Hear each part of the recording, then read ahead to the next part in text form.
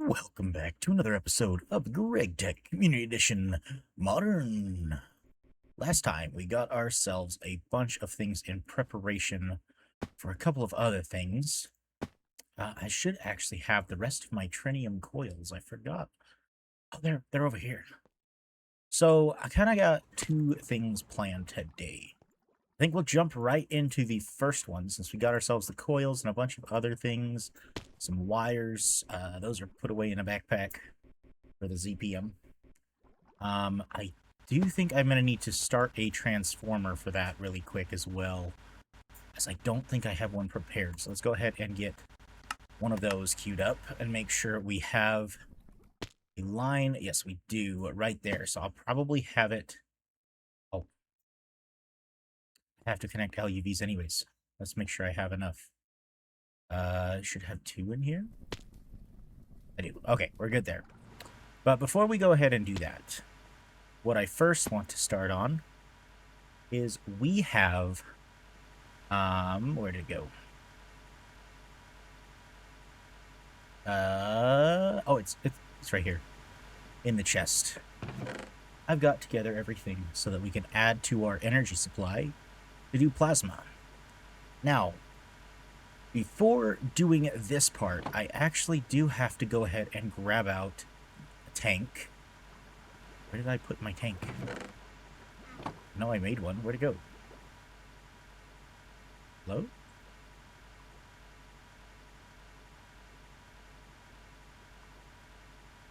Did I put it somewhere? Alrighty there. I know I queued one up to be made. I drop it in something? Oh, it's right there. I don't know why I bothered to keep searching around for it when it's literally right in front of my face. So the first thing we need to do, oh, that didn't lock it, is we need to set this up to take our helium plasma that we will be getting. I do want to set this up on an auto crafting thing. So we want ourselves an export bus. Export.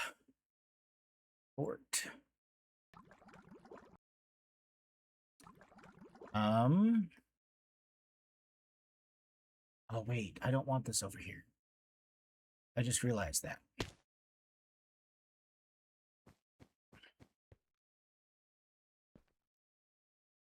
Let's move it. Oh, I actually picked that thing up. Just remembered what I wanted to be able to do is plant it on over here. Probably just right there. Because this thing can go ahead and get broken. And I've changed this up so it's going to be a pattern provider that actually provides our recipes. So you need to go ahead and put that in there. Set this up to have that. And this is an interface. So that should work right there. Then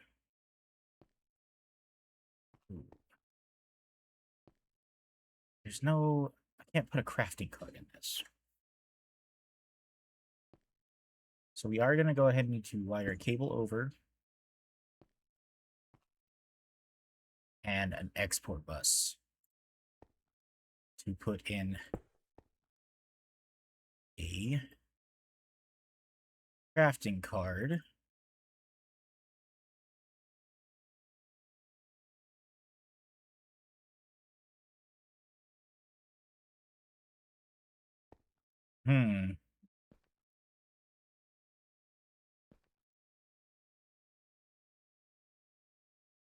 A redstone card.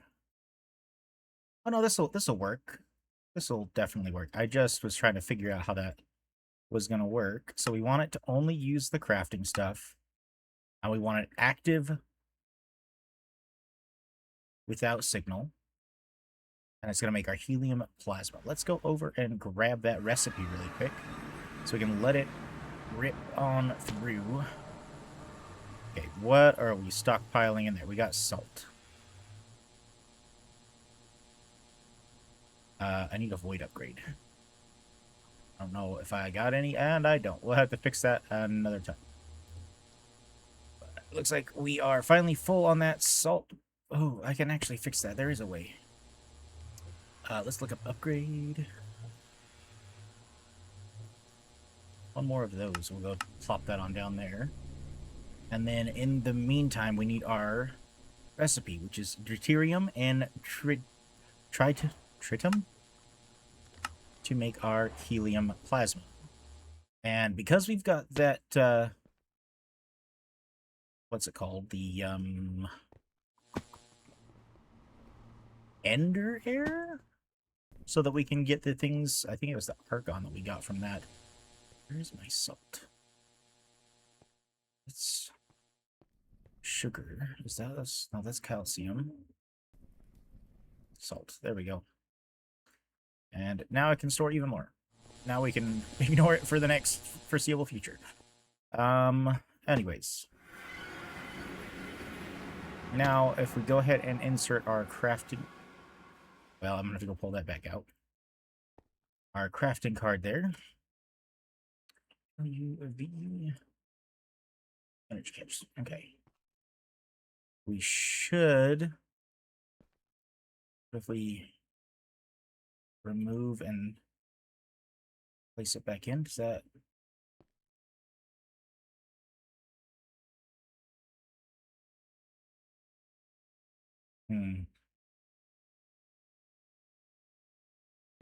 Oh, you know what? I forgot about the quartz fiber cable. Quartz fiber. Grab as much of those as we can, so we have them for future needs. Well, and also place it in the right spot. That'd be great. Right there. There we go. And now we should see it keep ticking off more recipes. Insufficient energy.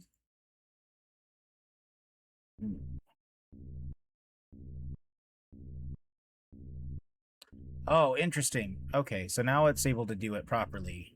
I don't know what it was before, but it's able to continue going, and you'll see this will start to rapidly increase.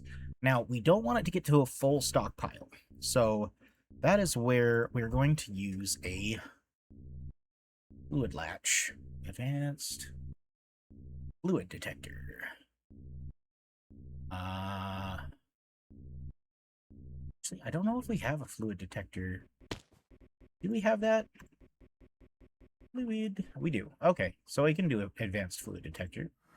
I don't think we have the advanced on our auto crafting recipe. So let's go get that one set up. And it can be in any one of our assemblers. And since we still have one over here, let's go ahead and just dump it in there. So we can get it on its way. And when that's done, we can apply that into our tank to make sure that once it's between a certain amount, it'll shut off and then start back up once it gets below a certain amount. And I think it also might be better to go ahead and take this recipe out and modify it. So let's grab out our modifier and try that out since we have that. So let's do that. Grab out this recipe and let's times it by 10. And see how it works then.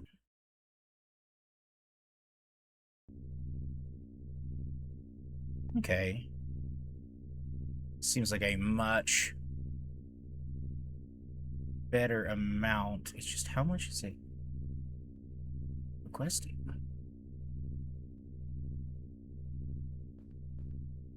Is it like, oh, okay, well, before we go and find out and investigate, let's actually get this set up. So if we go ahead and make sure we want the minimum, oh boy. So the max fluid We want it to have like 6 million? Maybe 7. We'll do. Alright, so I realized that I paused. I have no idea where I paused. So, what was I typing? I was typing something.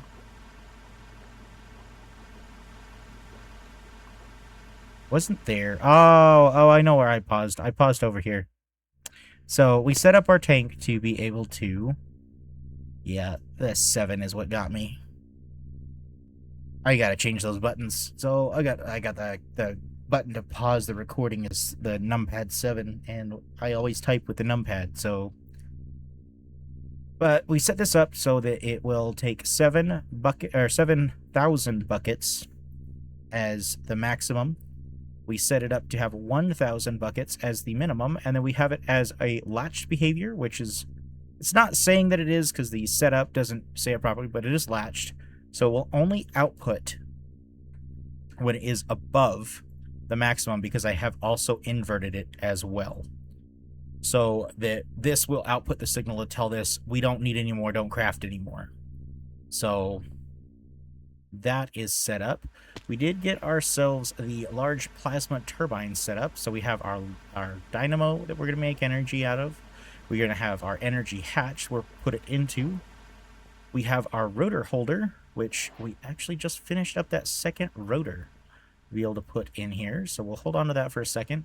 It has some tungsteel machine casings in the middle of there. And then we have an input and output hatch with the input taking helium plasma or whatever plasma we decide to use. And the output, because we're using the helium plasma, is helium. So now if I just take myself some of this cable here and wire this up to our system, we should see it not running as I have set up a latch already. That because this is over 80% power, it will not run our turbine here. But just to test and make sure that it does run, we're going to go ahead and throw in... I thought we could put 2 in here. So it is running. It's not really a good sign. What if I do that, and then... No, I gotta break it by putting a full block.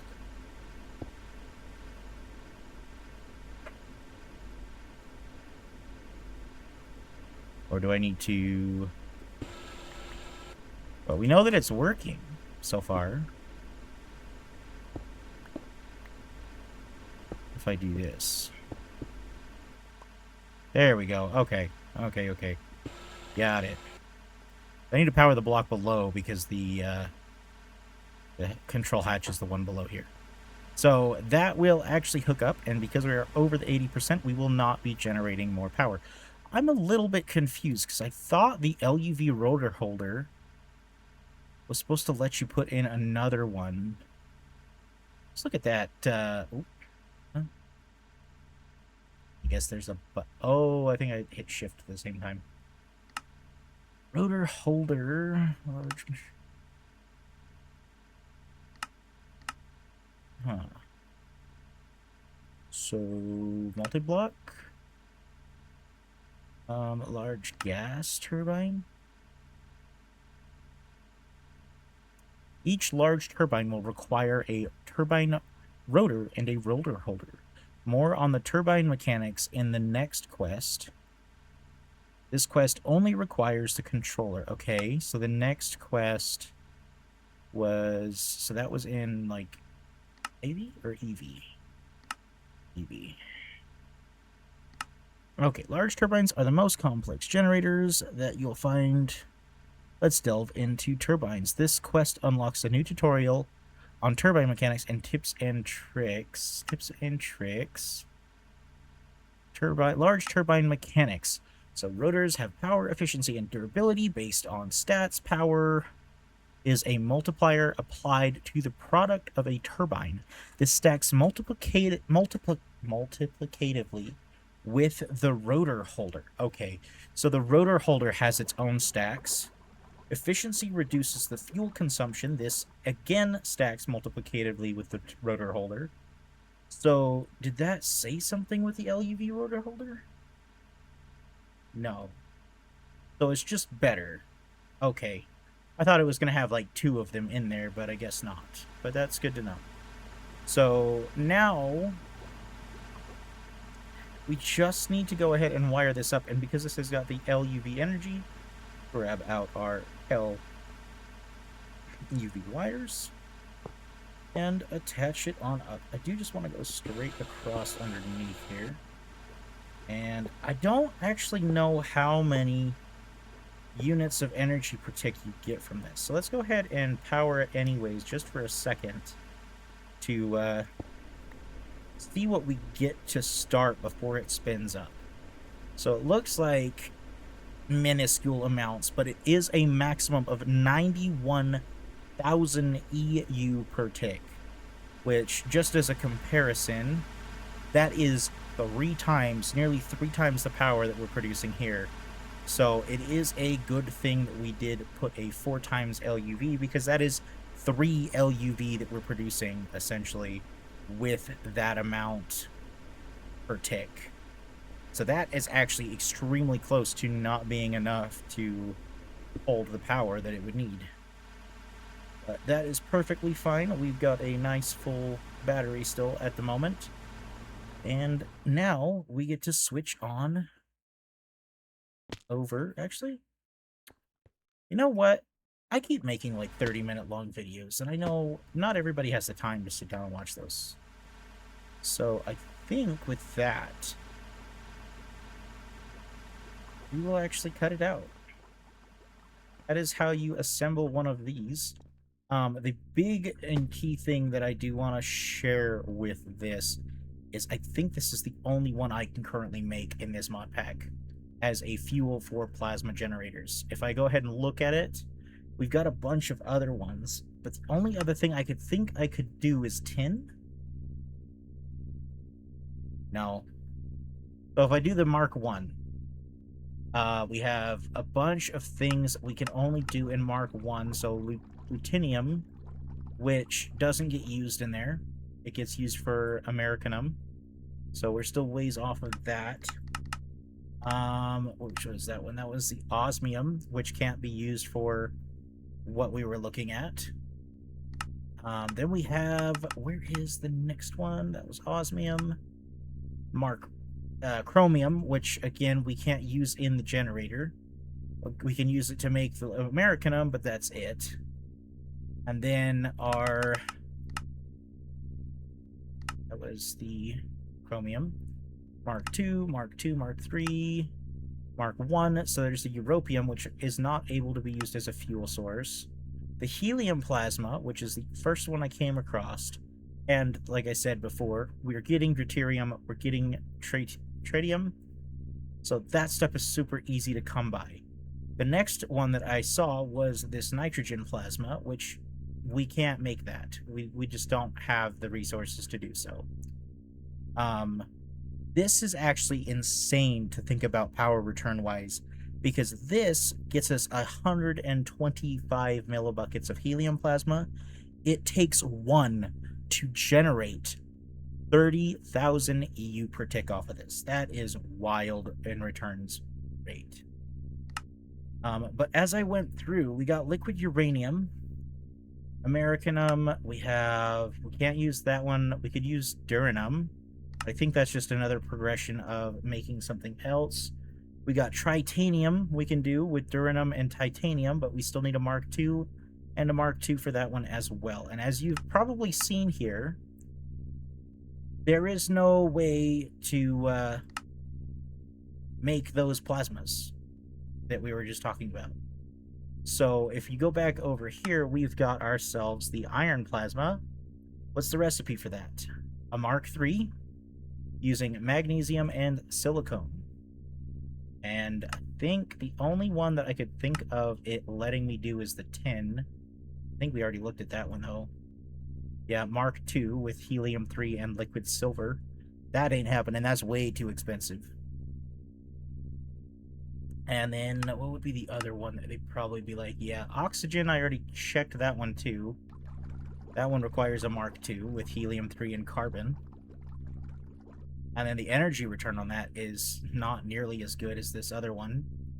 Not nearly as good as the, where did it go? Helium Plasma? Because the energy return on that one is 98 compared to this one at 81. So you're gaining about, like, I mean, I guess in the grand scheme of things, as you multiply that by 125, you are gaining a little bit more, but still not quite as much. Maybe it is a lot more. The math does it out. It is a lot more, but the materials you're using are worth more as well. So it's not just the power input, it's also the materials you're using. Where so far, deuterium, so the deuterium, which we have tons of, as well as the tritium, I literally think that is the only use for these in the pack. All right, no, we can get tritium from deuterium. I stand corrected. Or we can make nitrogen plasma with some beryllium, which that one's another one of those. It's like that material is not really used for much besides electrolyzing to get more stuff. So, but that concludes the understanding of our plasma generator. Now, it's definitely going to be a while before that thing really gets to kick into gear, so that's going to allow me to go ahead and fill this container up with large amounts of that plasma. And in the meantime, I'll be able to continue to use this battery until I get to upgrade. I think I'm going to try to jump tiers. I don't think I'll try to upgrade that to LUV capacitors. I think I'm going to try to wait for ZPM capacitors, at least one at a time, because I'm not using enough energy to be concerned with running out of it too quickly. So thank you very much for watching, and as always, please do leave a like, subscribe, and comment in the comment section. And remember, I read every single one of them. I'm getting a little bit better at responding, but I do read them regardless. You guys all have a wonderful day, and see you guys next time. Bye!